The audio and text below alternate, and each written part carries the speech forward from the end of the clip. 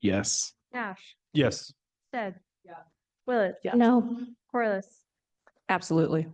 Or Halliburton. Yes. 5 in favor, 1 opposed, motion carries. And just like that, Boise has 2 new official flags, with the city council approving a resolution to include an organ donor flag and the pride flag as a way to sidestep a new statewide flag law. Under that law, only the U.S. flag, the Idaho flag, military or school flags will be allowed, or any official flag of a governmental entity, which is why Boise now has 3 official flags. Not out of defiance, the mayor and council members tell us, but out of duty to the city's residents. We've been covering this legal kerfuffle between Boise and Idaho's top law enforcement officer, who admitted the new law, which went into effect on April 3rd, is unenforceable because of how it was written. And for the past month or so, we've made sure to mention the Canadian flag flying outside Bonners Ferry City Hall and how that was also being done illegally. And we also pointed out how Bonners Ferry had yet to receive any attention from the AG's office. No letter like Labrador sent to Mayor Lauren McLean, nor a phone call. Well, that is until about a week and a half ago, which is why, also last night, Bonners Ferry took a page out of Boise's playbook and passed a resolution of their own. Mayor Rick Alonzo told us that phone call from the AG's office came while he was on a camping trip. So when he got the message, Mayor Alonzo said, he called them back. We'll let the mayor take the story from there. During the course of the conversation, I was told that we had to take the flag down. And I argued a little bit back and forth with the Deputy Attorney General I was talking to.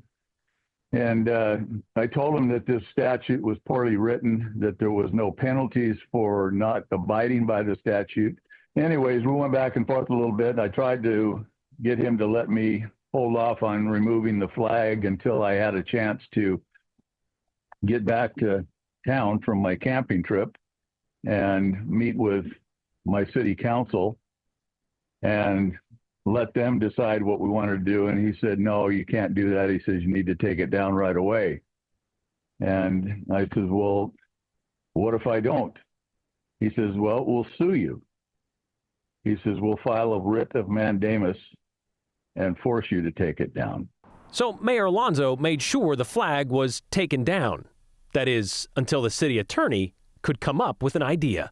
Okay, and so you guys went into the meeting last night with 3 options. You could either keep it up with this threat of this writ of mandamus, or you could take it down, or what was the third option?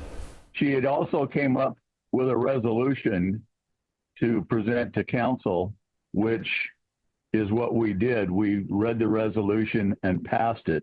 Basically, the resolution says, because the law says it has to be a special occasion, then the resolution says, well, every day of the year is a special occasion.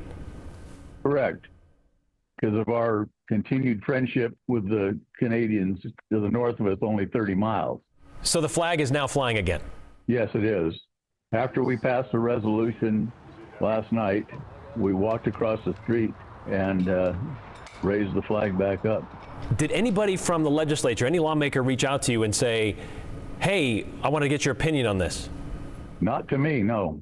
What would you like to see happen with this law? Well, I'd like to see it just gotten rid of, but there's got to be some way to let communities that have a perfectly logical, reasonable, and good reason for doing something to allow us to do that. What do you think this does, or how do you think this affects local control? Well, it kind of says, you know, you do it our way or not at all. And it seems like more and more the state is encroaching upon municipalities and how we govern our local cities and telling us how that we're going to do this. And I don't think that's right. All right, well, so the Canadian flag still flies proudly in Bonners Ferry. Yes, it does. And will continue to do so. And we'll continue to do so unless they take us to court, then the court orders us to remove it. Mayor Alonzo, pretty much an example of you could still be chill and defiant at the same time. 365 days a year, Bonners Ferry will celebrate its neighborly relationship with Canada by flying that flag. Mayor Alonzo told us leap years, okay, so the flag will have to come down for a day. He also told us he expects to hear from the AG's office about this resolution, just not sure when. When we asked the AG's office about it, They told us they're not going to comment on it. But it seems this resolution in response to a state flag law is turning into kind of a thing, because also last night, because I guess city council meetings are on the first Tuesday of every month, the city of Salt Lake did the very same thing as Boise. But instead of 2 flags, council members there unanimously designated 3 flags as officially belonging to Salt Lakers.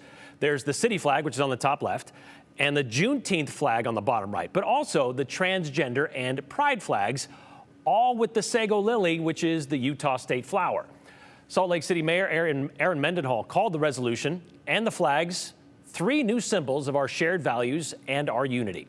It's no coincidence. The Salt Lake City Council is made up of a majority of people of color, and members of the LGBTQ community.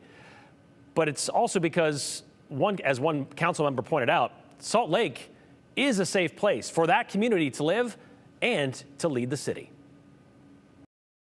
I feel like those flags, to many people in our street, will feel like some sort of beacon, a beacon of hope that everybody's welcome in this government, everybody's welcome in this city, and I am proud to be part of that moment. You see, Utah did this resolution because the state of Utah legislators passed a very similar flag bill to Idaho's this past legislative session, which was supposed to go into effect today. Only Utah's was introduced on January 2nd. Idaho's January 30th. Well, we will see what steps come next, I should say, in this wrestling match for local control here in Idaho. The legal action from the Attorney General, or maybe not, because he's already said they don't have any standing for that as it's written. The legislature, though, they could try to add an enforcement mechanism next legislative session, but that could also likely end up in court anyway.